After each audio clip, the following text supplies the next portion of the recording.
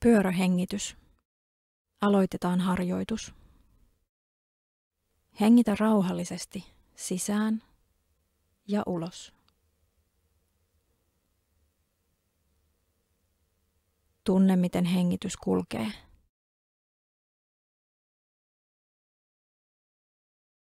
Kuvittele, että sisäänhengitys kulkee pitkin selkärankaa yhteen suuntaan. Ja uloshengitys selkärangan etupuolelta toiseen suuntaan.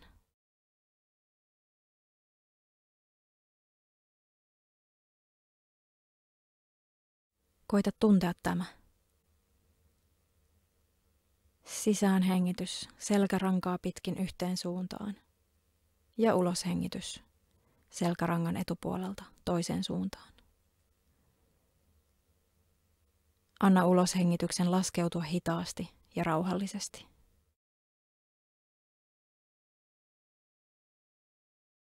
Tarkkaile tätä rauhallista hengityksen pyöräliikettä muutamien hengitysten ajan.